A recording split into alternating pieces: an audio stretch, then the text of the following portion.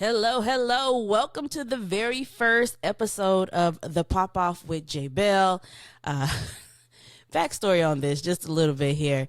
I have been wanting to do something of a pop culture podcast for a while, but I didn't know how I wanted to execute it. I just knew I wanted to do it. And now with me being, a little bit on the healthier side mentally, I was like, I need to do this now. This is the perfect time. Crazy events are happening. And if I don't talk about this stuff, what am I doing? What am I doing? I'm not a radio personality. So this is where we break down the stories they're talking about with a little side eye, of course, a little truth, and a whole lot of pop off. All right. So today we're getting into Jimmy Kimmel being pulled off air after criticizing the current administration. Of course, Nick Cannon's reason for having a whole football team of kids. The last time I talked about Nick Cannon, he had 10 kids. Now he got 12. And of course, that huge announcement from Cardi B that she's pregnant, and she revealed it on CBS mornings.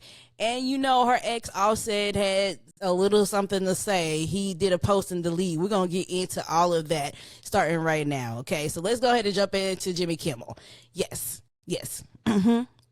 Yeah, that Jimmy Kimmel right there, okay? The one that got pulled off air by ABC and Disney, who we are Disney people, honey, and they did this. Now, I don't understand how you can do this when, of course, late night shows were built on cracking jokes about presidents and about politics and about entertainment. It's all a part of the game, right? Like, this is something that's been going on for decades. All right. When Leno did it, Letterman did it, Conan did it. Johnny Carson did it. The list goes on. But now at this point with Kimmel doing it, which by the way, if you watch the video, he really didn't say anything bad. So why is it all of a sudden the network gets nervous? Now, when you think about this isn't about Kimmel. Okay. It's about free speech. Unfortunately, I don't even think we had any freedoms in the first place. But it's about free speech, comedy, and what it means when networks start protecting politicians more than letting comedians do their job, right? Like, let's be real. Late night has been struggling anyway. Regular cable cost a lot more money than it did when we were kids growing up. But silencing them, that just makes it look as though the jokes may be hitting a little too close to home. Like, you know what they say, a hit dog will holler. And if that's the case and the joke wasn't funny, again, a hit dog will holler. So maybe it is true. What do we think? Because not only Jimmy Kimmel being pulled off by ABC, which by the way, it seems like he was heading to his lawyer's office. You seen that video? You seen that photo? My man's is about to get a big payday. Okay. Stephen Colbert, he's pulled off, at the end of last season that this is going to be his last season. And the same thing, Paramount Plus. Oh my God. Skydance. They just merged together. They decided to cancel his show because he spoke against the current administration. What happened to holding our politicians accountable for doing stupid stuff? You know what I'm saying? Like, you can't sit there and decide to pick and choose when you decide to have outrage about something. And if you're being criticized and you feel that badly about it, then maybe you do need to change your ways, right? Because people are only saying what they see in front of them. That's point blank in the period. In many ways, I feel like, without going into too much detail or getting too rowdy, because I don't need nobody coming to attack me, a lot of the people in the administration are like big old 5-year-olds. They catch the little tantrums when anybody says anything bad about them. Like, are we back in elementary school, or better yet pre-K, or better yet daycare? Because, when you think about the age, people were criticizing Biden, but my man's, you about the same age as Biden. I'm pretty sure you got a babysitter and ain't Melania. I I cannot deal with this whole situation. But free speech is being taken away at our very face. This is the whole point of this. Jimmy Kimmel, if you've seen the video at all, you know that he really didn't say anything bad about the man who was killed, but yet criticized our current administration for their response to it. And the fact that ABC decided to pull him off the air because of the fact they were scared of what this man might do is just telling you where our days are going. And it breaks my heart. It breaks my heart. Being in this business for as long as I have and seeing trends change, come and go. I mean, when he was in office before, people weren't going at him that bad, but he didn't also try to pull people off the air and get them fired or threaten to pull their broadcasting license. That is a new low. A very new low. So like my heart goes out to Jimmy Kimmel because he does so much stuff in the community, you know, and he has his family and he just seems like a really, really good guy overall. Like Jimmy Kimmel's been on the air since I was in college, which by the way, you know, I started college in 2003. So that should tell you how long he's been on air, at least somewhere in there, you know, like, so he's never ever probably been criticized by administrations for what they say, but they never have gone to the point of pulling him off the air, canceling him, suspending him, none of that stuff. This much I do know, though. That man pulling up to his lawyer's office means he about to have a big fat lawsuit. But I also will say this, if you gonna speak out, be careful about it because it's some scary times out there. It's feeling really Hunger Games at this point, okay? Trying to see who is going to survive it all, just to survive everything that's happening right now. Our free speech being taken away. Hell, when you really think about it, did we really have freedoms beforehand? You know, the men, they're trying to, you know, have autonomy over women's bodies. I'm going to a whole spill here because when I talk about this, I'm going into Nick Cannon. All right. Since the beginning, since Nick Cannon divorced Mariah Carey all those years ago, he has been on a hunt to find something else. I don't know what it was. I don't know what it is. But he's been looking for something. Okay, so from the beginning, as I was saying before, we've talked about Nick Cannon and his need to spread his seed and how irresponsible it is to the point that he, you know, basically built himself a football team, right? I mean, shout out and heart goes out to one of his kids that passed away. But overall, I mean, he just circled around the same amount of women, making more kids, and now he has 12. Now, he recently sat down and said the reason why he has 12 kids running around is trauma. You don't say. You don't say? Something triggered you to feel that you need to spread your seed? He said specifically it's from his divorce from Mariah Carey. Now I get it, like heartbreak can send you into a spiral. We've all been there, right? As people that have been in relationships, there's always that one that will send you down a very deep, dark hole. I think I've discussed many times of my deep heartbreak. But I mean, 12 kids with 6 different women, that's just not trauma. That's logistics, honey. Like, you decided to have 3 kids with the first woman after Mariah Carey. Then you had another baby with another girl. Like, all these relationships were passing around to the point where, like, one of the baby mamas don't even want anything to do with you. Like, she literally is, her new boo is becoming the stepson or it's the stepfather of the baby. Like, that's how bad it got, right? So on one hand, I do respect him for being vulnerable and admitting where it came from, the trauma and stuff like that. But, you know, because a lot of men won't open up like that, which I don't understand. Like, what's wrong with telling the truth for yourself? But at the same time, having kids like that, that's not therapy.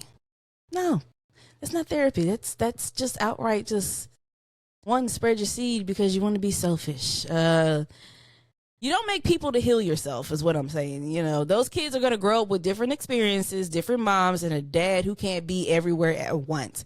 I don't care what you say. You have to work to make money to take care of those kids, and half of your day is going to be dedicated to working, and then the other half is what? So when do you have time to sleep and really think? You don't. So you don't get to spend every day with your kids. You might get all of these kids once a day, once a week. I said once a day, once a week. Now, so when you really think about this, here's my question, my first pop-off question ever that I have here, okay? When do we stop excusing messy choices as trauma and start holding people accountable for their lives or for the lives that they bring into this world? Because the only reason why it's so bad, or like it is the way it is that we're criticizing Nick Cannon because he's a celebrity. But that same man down the street over in the hood over there, he got 13 kids with 7 different baby mamas, and we not holding him to the fire. So, you know, is he also doing it for trauma? Gotta think about it. Remember that man on Anila, Fix My Life? He had like 13 kids. He just kept spreading his sperm. I just don't understand it either, because it can go both ways. And this is why I say that. It can go both ways. Because also, too, as women, we have to respect ourselves. Now, this is coming from someone that has struggled with men in relationships. Okay? And being the side chick and all that stuff. But I am proud to say that, you know, I haven't gotten pregnant from being the side chick or being the one of the many chicks. I have been pregnant before. That's a whole nother episode and subject to talk about. But, yeah.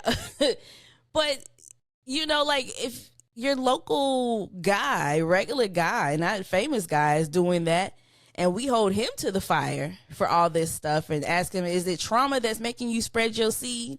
Why can't we hold Nick Cannon to the same values, bro? I'm glad he stopped procreating, though, okay? Because I think you can only take so much. Because if you really think about it, how much of his paychecks or the money that he's making is actually going into his pockets? I know there ain't no way, because he got 12 kids, so that man ain't got nothing for himself. I mean, he probably do got something for himself, but most of that money going to them kids. He providing for kids until the day he died. Oh, man. I don't understand how anybody would want to have that many kids in any type of way. Shout out to people that do it, though. You know, I'm not judging. I'm just asking. I don't understand how you can do it. And speaking of babies, Cardi B, my girl, who dropped her album. She dropped her album Friday. Dope album. I do have some reviews on it. Maybe talk about that in another episode when I actually finish listening to it and getting through it some more. But yes, before she did her album drop, she did a whole promotion rollout, classic style. I gotta respect her for that. Nobody could ever make me hate Cardi B, because she really has got in the paint. And she decided to tell the world with Gayle King on CBS Mornings that she is now pregnant with her 4th child, first with her current boyfriend, Stefon Diggs, the NFL player. And yeah, congratulations to Cardi. But Cardi, girl, you is fertile myrtle. Blossom, the youngest one, she's not even 1 yet, right? Or she's barely 1. Cardi.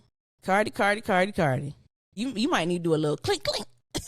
I know you want to have fun, but that's why they teach us in sex ed to use condoms, okay? But congratulations to her. And you know what? I respect the fact that she decided to tell the world when she was ready, instead of everyone forcing her and checking her. Because, I mean, we already knew that she was pregnant. It's clear as day how she walks, if you really look at her walk, because she got that big old booty. And she wear them heels all the time. So, you know, you walk a certain way when you got a big old butt. So you can see clearly that she had a growing baby bump. You know what I'm saying? But congratulations to her for talking about that and doing it on her time. And also, you know, we know she's still going through a divorce. They're separated. They're formally separated, her and Offset. They're legally separated, which, by the way, I don't understand how people are criticizing Cardi for even having a relationship and falling in love when Offset was cheating the entire time these two were together.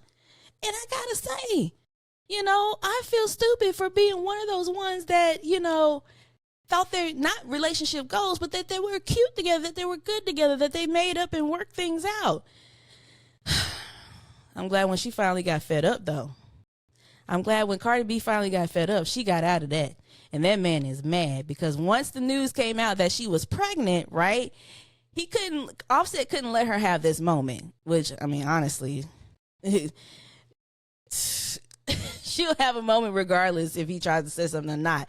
But he really didn't try to make her, like, let her have the moment, because he decided he wanted to make a comment about it. You guys seen the post? I hope you seen it. If not, I'm gonna show it up here. But it got posted and deleted, saying things on X like divorce ain't even finalized and you popping out another man's kid. He laughed and give a clown face and then said hashtag you in timeout.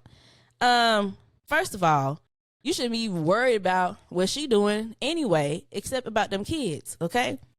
Secondly, how you gonna talk about her having another man's baby when you, like I said before, been cheating since day one, okay? Just be having audacity. Men be having audacity, and I don't understand, okay? And of course, you know, like when people like pop back, Cardi's fans was popping back, and it was so funny. So the internet does what the internet does, right? Black Twitter does what it does. Cardi B fans, they do what they do. And one fan said divorce wasn't even on the table, and you was paying for other women's abortions. Oop. I know you lying. Abortions too? Yeah, Cardi B was going through it. I'm glad that she decided to take her time in making this album. It is a good album. I will say this. It gives me Invasion of Privacy vibes, as though she's trying to like kind of repeat the same thing. Not saying it's exactly like that, but that's the vibe that it gave me. Also, too, you know, this makes me mad because Chris Brown decided he wanted to take 30 to 11 tracks on his album. So Cardi B decided to do it with the album. She put 23 tracks on the album. Girl, you could have gave us a good 13, 15. 23 tracks. My ADHD ain't gonna let me sit down and listen to that, okay? But shout out to Cardi B though for doing her announcement for her pregnancy, and dropping her album at the same time. Like, that's a big album rollout. And here's the thing, you know, with her announcing her pregnancy and talking about her relationship with Stefon Diggs and her divorce with Offset, she is trying to take control of her story. Of course, Offset be trying to snatch the narrative, always trying to change it up. You know, he tried to say that she was cheating on him before they got divorced or before they got separated. But again, you was cheating the whole time. Okay. Here's my question too about that. Why do men always move sloppy? You know what I'm saying? Then get mad at a woman when she decides to finally move on from a guy. Try to manipulate and change and all that stuff. You know, Cardi out here working, she building, she's mothering, and she's still getting dragged by her ex.